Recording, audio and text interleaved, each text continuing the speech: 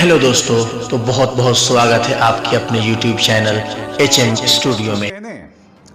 अब जबकि कांग्रेस अध्यक्ष सोनिया गांधी ने यह ऐलान किया कि जितने भी गरीब मजदूर अपने राज्यों का रुख कर रहे हैं, तो कांग्रेस की जो तमाम इकाइयां हैं वो उनके किराए का और उनके खान पान का जिम्मा उठाएगी। अब जाके केंद्र सरकार होश में आई है।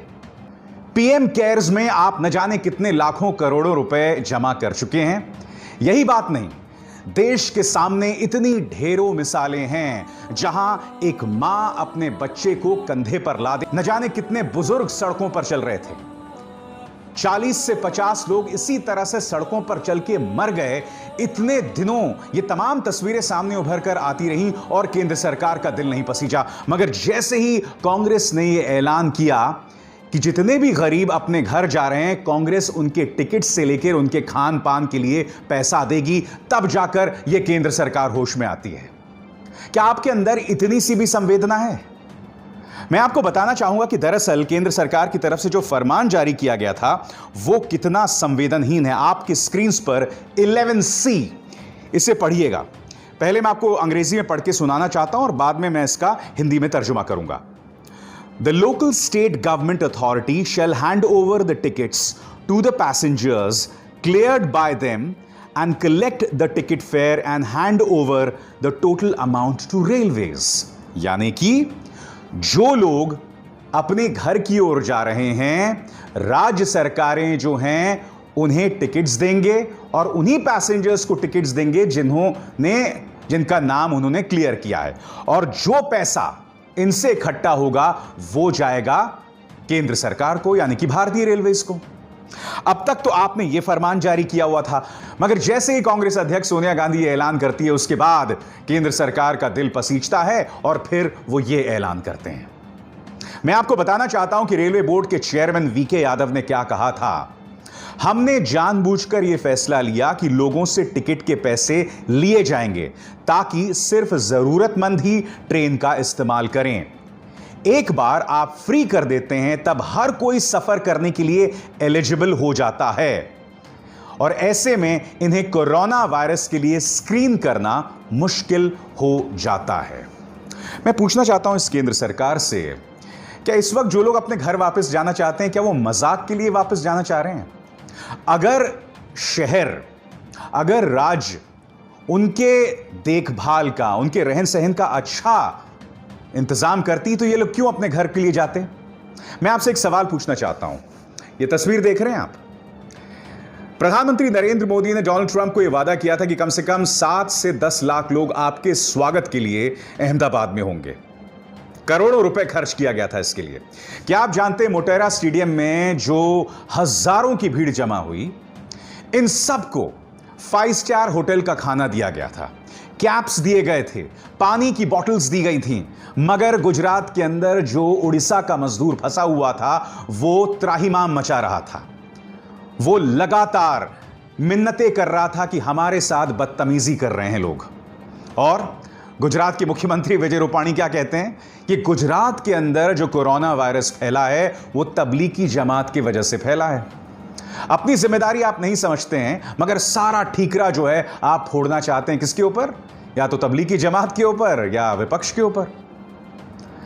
मैं आपको बताना चाहता हूं ये मुद्दा शुरू कैसे हुआ। आपके स्क्रीन पर यह हैं डीके शिवकुमार, कर्नाटक कांग्रेस से नेता हैं, और इन्होंने राज्य सरकार को एक चेक दिया कि जो लोग अपना पैसा खर्च करके अपने गांव जा रहे हैं, मैं उन्हें फाइनेंस करने को तैयार हूं, यानी कांग्रेस उन्हें फाइनेंस करने को तैयार। और उसके बाद राज्य सरकार ने शर्मिंदा होकर किराया माफ किया। आज मैं आपसे सवाल पूछना चाहता हूं कि केंद्र सरकार इतनी संवेदनहीन आखिर हो कैसे सकती है? मैं जानता हूं आप लोग में से कई लोग कहेंगे भाई ये कांग्रेस राजनीति कर रही है। यकीनन, और मैंने ये सवाल उठाया है, और कुछ कांग्रेस के नेता मुझसे भी कह रहे थे कि भाई ये राजनीति नहीं है, ये संवेदना है, ये संवेदनशील सोच है। यकीनन, मगर जब एक राजनेता ये करता है तो जाहिर सी बात है उस पर उंगलियां उठना लाजमी है। मैं आपको बता दूं, मेरे साथ जुड़ रहे हैं कांग्रेस के नेता गौरव वल्लभ, और गौरव वल्लभ से मैंने पहला सवाल यही किया है कि कांग्रेस ने भी जो अपनी तरफ से ये घोषणा की है, ये राजनीति है या गरीब मजदूरों के लिए दिल में दर्द? विशाल जी, जो आपने पहला प्रश्न पूछा, ये कोई सियासत नहीं है, ये स्पिरिट ऑफ कांग्रेस है, ये स्पिरिट ऑफ इंडिया है। स्पिरिट ऑफ इंडिया क्या है? मानव सेवा, मानव धर्म। आज हमारे शहरों को 24/7 सर्विस मिल रही, किसके कारण मिल रही है? इन श्रमिकों के कारण, इन कामगारों के कारण। और इन कामगारों को 3 घंटे का, 3.5 घंटे का नोटिस देके लॉकडाउन चालू कर दिया जाता है। पिछले 40 दिन से ना उनके पास काम है, ना उनके पास धान है, ना उनके पास दवा है, ना उनके पास अपने घर जाने का कोई साधन है। और अब जब साधन ट्रेनें चल रही है तो उनसे किराया वसूला जा रहा है। मैं ये पूछना चाहता हूं सरकार से कि जब आप 8,000 करोड़ से ज्यादा का लोन राइट ऑफ कर सकते हो मेहुल चौकसी और नीरव मोदी जैसे भगोड़ों का, तो इन मजदूरों को घर पहुंचाने के लिए आपको किराया लेना पड़ेगा। और ना केवल किराया, स्पेशल चार्ज। ये स्पेशल चार्ज का समय नहीं है इस आपदा में, ये समय है जब हम हमारे मेहनतकश कामगारों को, श्रमिकों को स्पेशल ट्रीटमेंट दें। दूसरा सवाल मेरा गौरव वल्लभ से यह है कि भाई केंद्र सरकार, जैसे कि आपने रेलवे बोर्ड चेयरमैन की बात सुनी, केंद्र सरकार तो यह कह रही है कि हम फ्री में इसलिए नहीं दे रहे थे क्योंकि लोग जो हैं वो भीड़ करने लगते रेलवे स्टेशंस में, इसलिए हमने फ्री नहीं किया। तो इस पर आपका क्या कहना है? अभिशार जी, आपने दूसरा प्रश्न पूछा कि सरकार ये दलील दे रही है कि ये फंड, ये पैसा भाड़ा इसलिए लिया जा रहा है ताकि जो व्यक्ति जरूरतमंद हो वही ट्रेन का सफर करे। अब आप बताओ, इससे बचकानी बात क्या कर सकते हैं? सरकार को क्या लगता है इस आपदा में हम लोग एक शहर से दूसरे शहर घूमने के लिए जाते हैं क्या? लोग अपना थोड़ा दिमाग लगाएं। और अभी भी मैं बोलता हूं, कांग्रेस की कर्नाटका की जो यूनिट है उसने 1 करोड़ रुपए का डोनेशन दिया है। हम कांग्रेस का हर कार्यकर्ता, भारत का हर व्यक्ति, जैसा उसका यथासंभव उसका सामर्थ्य है, एक एक पैसा जोड़कर इन मजदूरों को निःशुल्क हम उनके जहां वो काम करते हैं वहां से लेके जहां के वो रहने वाले हैं निःशुल्क यात्रा की व्यवस्था करवा के रहेंगे। क्योंकि हम पीएम केयर या इस तरह के फंड की बात नहीं करते, हम इंडिया केयर की बात करते हैं। आज मैं आपसे कुछ सवाल पूछना चाहता हूं। केंद्र सरकार सारे तर्क इन गरीबों के लिए देती है, मगर उससे पहले आप इस मां की, इस युवा मां की तस्वीर देखिए, वो किस तरह से अपने कंधे पर अपने बच्चे को ले जा रही है। मेरे पास शब्द नहीं है, ये 30 सेकंड का क्लिप है, आप खुद देखिए। अरे बाप, कहां से आ रहे हो? कहां से आ रहे हो बेटा? पूना से। सूरत। और कहां जा रहे हो? इलाहाबाद। आप पानी पीना है? ठंडा पानी है, अच्छा बढ़िया। आ जाओ बेटा। सूरत से आ रहे हैं, इलाहाबाद जा रहे हैं। ये बच्ची को कैसे संभाल रही है बेटा तू? इस वीडियो को देखने के बाद आज मेरे कुछ सवाल हैं भारतीय जनता पार्टी सरकार से। सवाल नंबर 1, 68,607 करोड़ बैंक डिफॉल्टर्स का जो बकाया होता है वो तो आप माफ कर देते हो, मगर गरीब के किराए में आनाकानी। सवाल नंबर 2, राष्ट्रपति भवन के सौंदर्यीकरण के लिए पैसा है, मगर गरीब के लिए आनाकानी। जी हां, क्या आप जानते हैं कोरोना संकट के बीचों बीच यह प्रोजेक्ट लाया गया था, 20,000 करोड़ रुपए इसमें खर्च होंगे। सबसे पहली बात, जो दिल्ली का यह खूबसूरत हिस्सा है यह बर्बाद हो सकता है, क्योंकि मुझे नहीं लगता इसे हटाने की कतई जरूरत है, क्योंकि यह निहायत ही खूबसूरत है। अगर आप इसमें कुछ छेड़छाड़ करेंगे तो मैं नहीं जानता हूं इसका क्या चेहरा हो जाएगा। मगर आपने इस योजना को स्वीकृति दी, वो गैजेट याद है आपको? स्वीकृति दी बीचों बीच कोरोना के। मानो आप देश की जनता की नाक रगड़ रहे हो। और क्यों? क्योंकि आप जानते हो कि आपका बिका हुआ मीडिया यह सवाल आपसे नहीं करने वाला, तो जनता तक यह मुद्दा ही नहीं पहुंचेगा। इसके बाद मेरा अगला सवाल, पीएम केयर्स में लाखों करोड़ों रुपए जा रहे हैं, मगर गरीबों तक यह पैसा क्यों नहीं पहुंच रहा? आखिर क्यों? जब कांग्रेस दखल देती है, जब कांग्रेस इस तरह का मास्टर स्ट्रोक लेके आती है, तब जाके आप नींद से जागते हैं। इसके बाद मेरा अगला सवाल, प्रधानमंत्री के लिए 2 जेट खरीदे गए और उनकी कीमत है 8,458 करोड़, मगर गरीब अगर मुफ्त में सफर करना चाहता है तो उसमें आपको दिक्कत होती है। मैं फिर से उस गरीब औरत की आपको तस्वीर दिखाना चाहता हूं जो अपने कंधे में अपने मासूम बच्चे को ले जा रही है। ये वो तस्वीर है। केंद्र सरकार इस तस्वीर को बार बार देखे और देखे कि वो अपनी तरफ से किस तरह की संवेदनहीनता कर रही है। आप बताइए ना, क्या ये मुद्दा नहीं है? और दूसरी तरफ जहरीली मीडिया। आपको याद होगा एक महान पत्रकार ने सोनिया गांधी से पालघर लिंचिंग के बारे में सवाल पूछा था। हालांकि वो सवाल जो है महाराष्ट्र पुलिस से किया जाना चाहिए था, उद्धव ठाकरे से किया जाना चाहिए था। सवाल सोनिया गांधी से किया गया था। मगर आज वे तमाम मुद्दे उभर कर आ रहे हैं जिसमें केंद्र सरकार की साफ तौर पर इनसेंसिटिविटी दिखाई दे रही है। किसने सवाल किया है केंद्र सरकार से? कौन सवाल कर रहा है प्रधानमंत्री नरेंद्र मोदी से? कोई नहीं कर रहा है। तो क्या यह सवाल पूछे जाएं जरूरी नहीं है? मुझे याद है, वैसे मैं आपको एक खबर बता दूं, क्या आप जानते हैं कि इस पत्रकार के खिलाफ एफआईआर दर्ज हो गई है? क्योंकि बांद्रा में जब यह भीड़ जमा हुई थी तो इसके अंदर भी इस पत्रकार ने हिंदू मुस्लिम ढूंढ लिया था।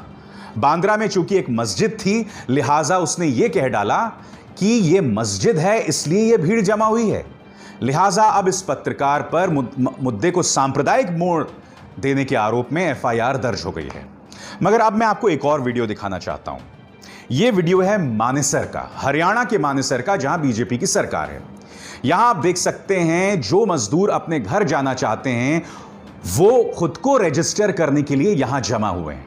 और देखिए, जैसे दरवाजा खुलता है भीड़ किस तरह से भागती है।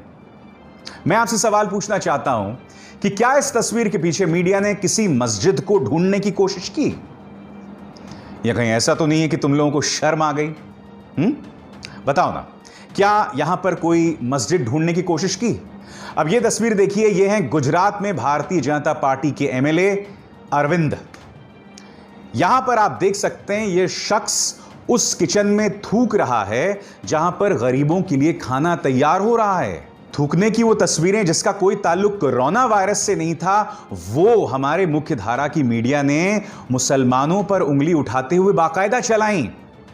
मगर आज की तारीख में इस छुटभइये बीजेपी एमएलए के खिलाफ बोलने की हिम्मत, इस पर राष्ट्रवादी डिबेट करने की हिम्मत किसी की नहीं है। क्यों?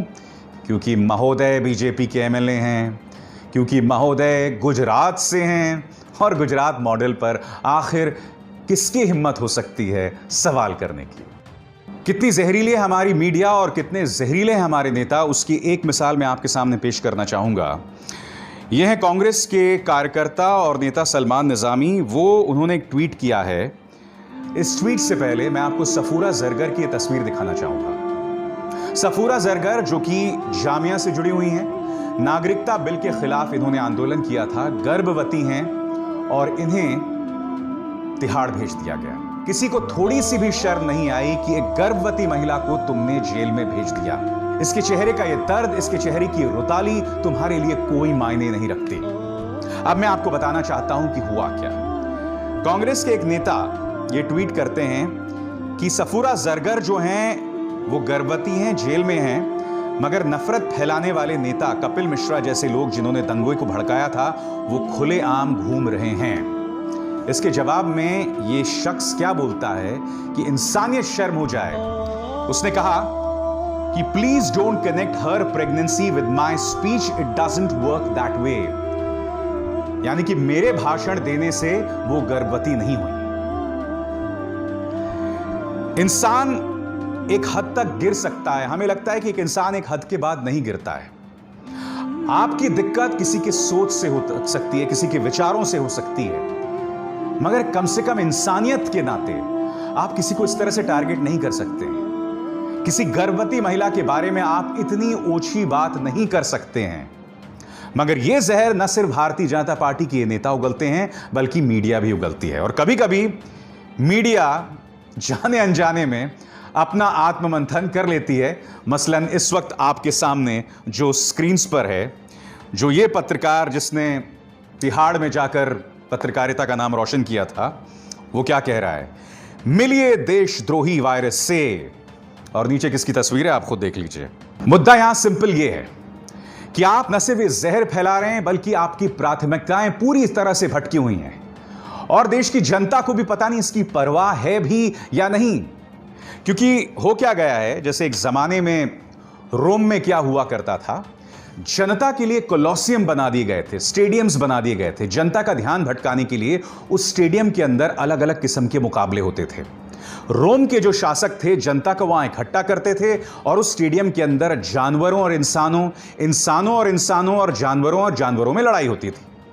यानी कि मान के चलिए हमारे टीवी चैनल्स कोलोसियम के अंदर उन्हीं मुकाबलों का काम कर रहे हैं और जनता का ध्यान इसी तरह से हमारे शासकों ने भटकाया हुआ है। बिल्कुल उसी तरह से जब रोम के शासक कोलोसियम में जनता का ध्यान भटकाते थे। आज मैं कुछ और कह रहा हूं आपसे। रविवार के दिन आपको याद है पुष्प वर्षा की गई थी हमारे कोरोना के जो सैनिक हैं उनके सम्मान में। किसी और ने नहीं बल्कि हमारी एयरफोर्स ने, हमारी सेना ने उनके सम्मान में पुष्प वर्षा की थी। मैं ये नहीं भूला हूं कि इसी रविवार को मेरे 5 जवान शहीद भी हो गए हंडवाड़ा में, जिसमें 1 कर्नल और 1 मेजर है। इन 5 तस्वीरों पर गौर कीजिए। आज यह हमारे बीच नहीं है और अजीबोगरीब विडंबना है कि इनकी शहादत उसी दिन हुई जिस दिन हम कोरोना के जो सैनिक हैं उनके सम्मान में पुष्प वर्षा कर रहे थे। आज मैं आपको बताना चाहता हूं कि वीर चक्र से सम्मानित एडमिरल अरुण प्रकाश क्या कह रहे हैं आपकी स्क्रीन पर। भारतीय सेना के पास जो सोर्सेज हैं, लॉजिस्टिक्स हैं, जो मैन पावर है, हमारी सेना उनका सार्थक इस्तेमाल करके लोगों की मदद कर सकती है। यही नहीं, वो भूखे और असहाय मजदूरों को संगठित तरीके से ट्रांसफर कर सकती है। मगर अगर पुष्प वर्षा और फ्लाई पास्ट करना ही सेना का सही इस्तेमाल है तो जैसी इनकी इच्छा। यह बात कोई और नहीं बल्कि एडमिरल अरुण प्रकाश कह रहे हैं, यानी कि वो शख्स जो हमारे आर्म फोर्सेस में था, जो हमारे चीफ ऑफ नेवल स्टाफ में था, वो शख्स जिसे वीर चक्र हासिल है। अब क्या आप इन्हें भी देशद्रोही बताएंगे? मैं आपको बताना चाहता हूं कि रक्षा संवाददाता जो कि आर्मी में कर्नल तक रह चुके हैं, अजय शुक्ला, ये आर्मी में कर्नल रहे हैं, वो क्या कह रहे हैं मैं आपको बताता हूं। I am worrying that the army, navy and air force are being distracted with this तमाशा। इस तमाशे के जरिए आर्मी, नेवी और एयरफोर्स का ध्यान भटकाया जा रहा है। On a day that 5 soldiers, including 2 fine officers, were killed by militants who got away. आतंकवादियों ने हमारे 5 जवानों को मौत के घाट उतार दिया, जिसमें 2 ऑफिसर्स शामिल थे और वो आतंकवादी भाग निकलने में कामयाब रहे। This follows the killing of 5 commandos by militants recently. यानी कि इससे पहले हमारे 5 कमांडोज को मिलिटेंट मार चुके हैं। Is नौटंकी eroding our combat edge? यानी कि इस तरह का ड्रामा, क्या इस तरह की नौटंकी से भारत की सैन्य क्षमता की जो धार है वो कुंद हो रही है? ये कोई और नहीं बल्कि एक रक्षा मामलों के विशेषज्ञ जो खुद आर्मी में रहा है वो ये सवाल उठा रहे हैं। क्या इन्हें भी तुम देशद्रोही कहोगे? कितनों को देशद्रोही कहोगे? कितनों का ध्यान भटकाते रहोगे तबलीग की जमात के नाम पर, कांग्रेस के नाम पर? मुद्दे तुम्हारे सामने मुंह बाहे खड़े हैं मगर तुम अपनी आंखें मूंदे खड़े हो।